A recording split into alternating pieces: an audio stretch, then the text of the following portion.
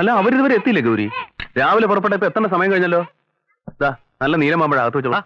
അരങ്ങത്ത് വരുന്നതിന് മുമ്പുള്ള അരങ്ങേറ്റക്കാരന്റെ അവസ്ഥയാണല്ലോ ഇത്. എല്ലാം മറന്നോ?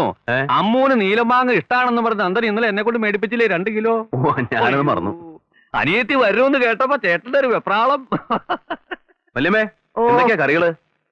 എല്ലാം ഉണ്ട്. വന്നു കയറുമ്പോ ഇനി അതിനകത്തൊരു വഴക്കുണ്ടാക്കണ്ട. കായ്പക്ക കൊണ്ടാട്ടുണ്ടാക്കിയിട്ട് പിന്നെ വെള്ളരിക്കൊണ്ട് ഒരു പുളിശ്ശേരി. പായസം പാലട തന്നെ മതി.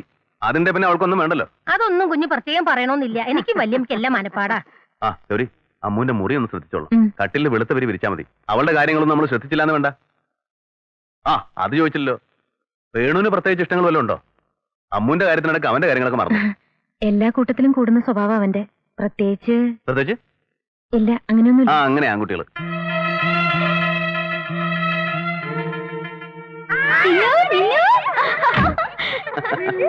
ആ എല്ലാരും കണ്ടിട്ട് ഒരുപാട് നാളായ പോലെ അല്ലേ? വന്ന് നിനക്കൊരു സാധനമായി വെച്ചിട്ടുണ്ട്.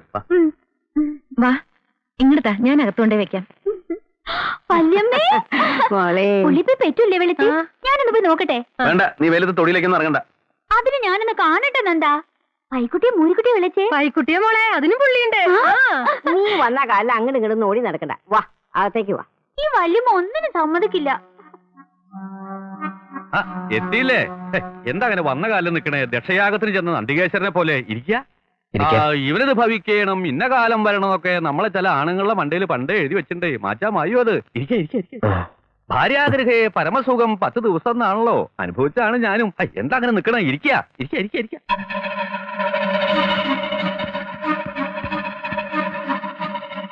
ആഹാ, നീ ഇവിടെ തന്നെ നിക്ക.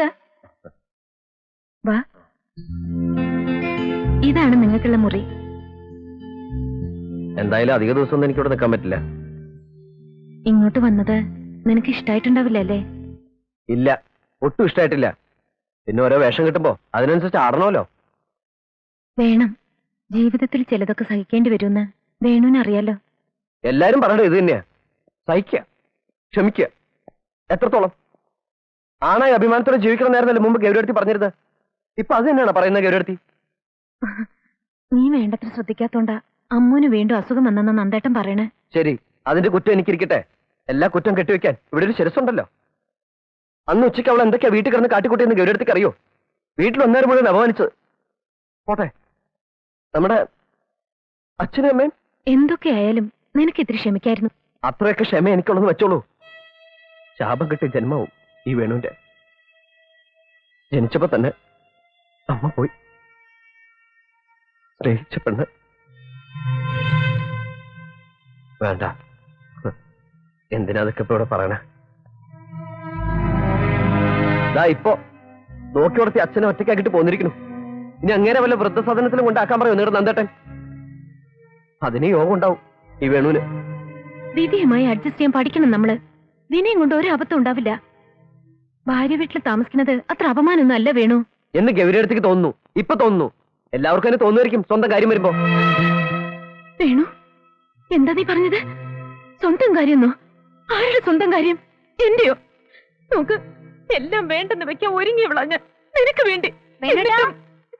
വേണോട്ടാ, അത് ശരി, ഇവിടെ നിൽക്കണോ? ഗന്ധർവൻകാവില് വിളക്ക് വെക്കാറായി. ഇന്ന് പൂജയുള്ള ദിവസല്ലേ?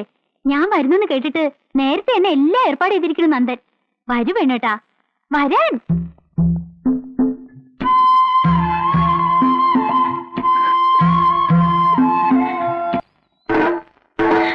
തുടങ്ങാറായില്ലേ പരമ?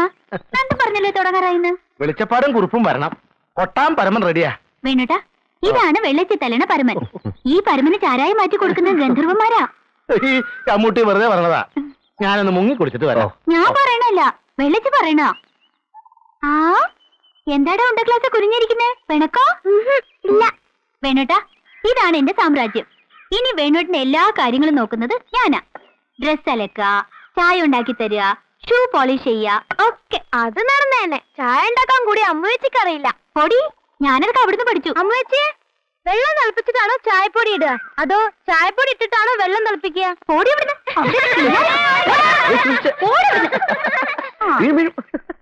ആഹാ, വേണോട്ട് കളിയാക്കിച്ചിരിക്കുക. എന്നാ നാളെ മുതൽ കണ്ടോ? ഓ കാണാം. എണീറ്റേ. ജംഗണക്കാ. Good morning. Good morning. സമയം എത്രയെന്നറിയോ? നേരം എടുത്തു, ഞാൻ പോവാ. ഏയ്, ആശംസ പറയാതെ പോവാണോ? ആശംസ? ഇത് എന്നാ പറഞ്ഞത്? ഒക്കെ മറക്കും.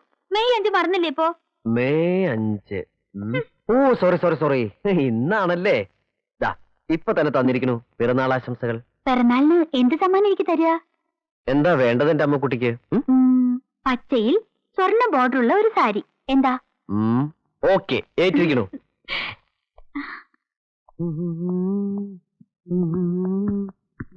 ആ വേണു, ഒരു മിനിറ്റ്. അമ്മുവിന്റെ പിറന്നാളാ ഇന്ന്. പറഞ്ഞു. എങ്ങനെയാ പറയണ്ടെന്നറിയില്ല. പറഞ്ഞാ നീ എന്താ വിചാരിക്കാന്നും അറിയില്ല. എന്നാലും ഒരു ഏട്ടന്റെ സ്ഥാനത്ത് നിന്ന് പറയാന്ന് കരുതിയാ മതി. നീ ജോലിക്ക് ജോയിൻ ചെയ്തിട്ട് കുറച്ച് ദിവസമല്ലേ ഉള്ളൂ. പണം ഉണ്ടാവില്ല നിന്റെ കയ്യില്. നിന്റെ വകയായിട്ട് അമ്മുവിന് എന്തെങ്കിലും വാങ്ങിക്കൊടുക്കണം. ഇത് വെച്ചോളൂ. കാശ് എന്റെ കയ്യിലുണ്ട്. നന്ദേന്റെ കാശ് വാങ്ങിയിട്ടല്ലോ എന്റെ ഒക്കെ സമ്മാനം കൊടുക്കേണ്ടത്.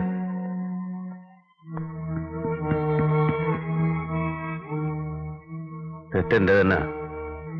ചോദിക്കാൻ പാടില്ലായിരുന്നു.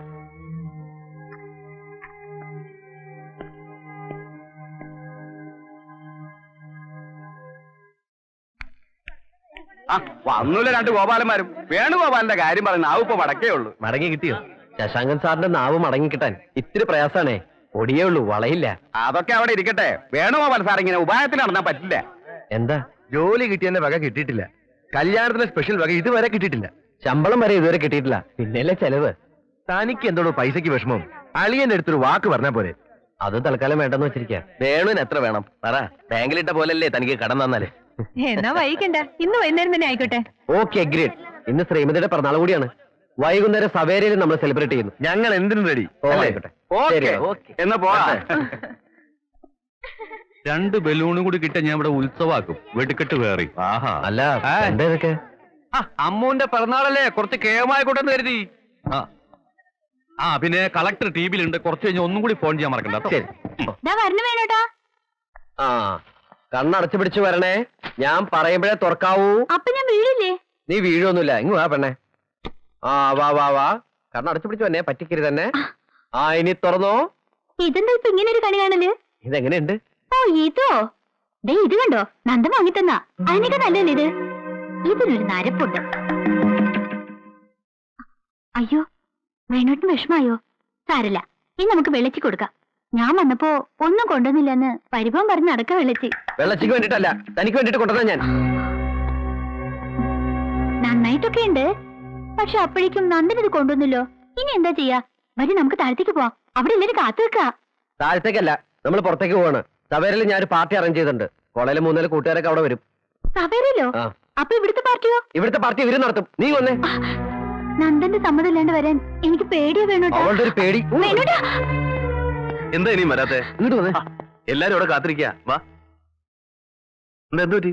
വേണോട്ട് പറയാ സവേരയില് പാർട്ടി ഉണ്ടെന്ന്. ഇന്നെങ്ങനെയാ പോവാ? ഇന്നോ? അതെങ്ങനെയാ വേണോ? ഞാൻ അവരെയൊക്കെ വിളിച്ച് വരുത്തിരിക്കല്ലേ. എന്നോട് ചോദിച്ചിട്ടല്ലോ വിളിച്ചു വരുത്തിയത്. എല്ലാ കൊല്ലവും പതിവുള്ളതാ. രാവിലെ നിന്നോട് പറയണമെന്ന് വിചാരിച്ചതാ. ആ പരിഭ്രമത്തിനിടയില്. എല്ലാ കൊല്ലം പോലെ അല്ലേ ഇക്കൊല്ലം? അതെന്താ ഈ കൊല്ലം അവളെന്റെ അനിയത്തെ അല്ലാതെ തരുന്നുണ്ടോ? നന്ദേണ്ട അനിയത്തി തന്നെയാ, പക്ഷെ എന്റെ ഭാര്യയും കൂടിയാ. അതുകൊണ്ട് നമുക്ക് എല്ലാവർക്കും കൂടെ ആവശ്യിക്കാം. ഇവിടെ അവിടെ എന്റെ എല്ലാ കൂട്ടുകാരും കൂടി വെയിറ്റ് ചെയ്യാ. എന്താ വേണത്? ഒരു ഫോൺ കോളിന്റെ പ്രശ്നമല്ലേ ഉള്ളൂ. നമുക്ക് മറ്റൊരു ദിവസം നടത്താം. ഞങ്ങളും വരാം. നിങ്ങൾ വരുമോ വരാതിരിക്കുക, അതല്ല എന്റെ പ്രശ്നം. ഇന്ന് ഞാൻ അവർക്ക് കൊടുത്ത വാക്കാ. ഇന്നത്തേക്ക് അതൊന്ന് മാറ്റിവെക്കേ. ഞാനും വന്ന് സോറി പറയാം അവരോട്. ഞാൻ പറയുന്ന അനുസരിക്കാൻ ഇവിടെ സമ്മതിക്കില്ലല്ലേ? ഇത്രയല്ലേ ഉള്ളൂ. വേണു, കൊച്ചു കുട്ടികളെ പോലെ ഇങ്ങനെ വാശി പിടിക്കാതെ. വാശി പിടിക്കണം ഞാനോ നന്ദേട്ടനോ? ഇവിടെ ഇത്ര ആളുകളെ വിളിച്ചു വരുത്തിയിട്ട്. അവിടെ ഞാൻ ആൾക്കാരെ വിളിച്ചു വരുത്തിയിട്ടുണ്ട്. ഇവിടുത്തെ മാതിരി സൂട്ട് കോട്ടുവിട്ടറില്ലെന്ന് മാത്രം. സാധാരണക്കാരാ. വന്നേ പോവാം. നന്ദ സമ്മതിക്കാണ്ട് ഞാൻ എങ്ങനെയാ വരിക? എടീ, എന്റെ ഭാര്യ കൊണ്ടുപോകാൻ എനിക്കാരുടെ സമ്മതമൊന്നും വേണ്ട. എന്താ വേണു ഇത്? നിങ്ങൾക്കും കൂടി വേണ്ടിയല്ലേ നന്ദേട്ടൻ ഇവിടെ പാർട്ടി നടത്തുന്നത്? ഞങ്ങൾക്ക് കൂടി വേണ്ടിയിട്ടായിരുന്നെങ്കിൽ ഒരു വാക്ക് എന്നോട് ചോദിക്കായിരുന്നു. നന്ദേട്ടൻ വലിയ ആളാണല്ലോ. മറന്നു പോയിട്ടുണ്ടാവും. ഗൗരിയെടുത്തിയോ? എടീ, ഞാൻ നിന്നോട് ചോദിക്കുന്നേ, നീ വരുന്നുണ്ടോ ഇല്ലയോ? ഓഹോ, എനിക്ക് എന്റെ വാക്കും വലുതാ. നിനക്ക് ഇഷ്ടമുള്ളപ്പോ വരാം. അവിടേക്ക്, എന്റെ വീട്ടിലേക്ക്. വേണു,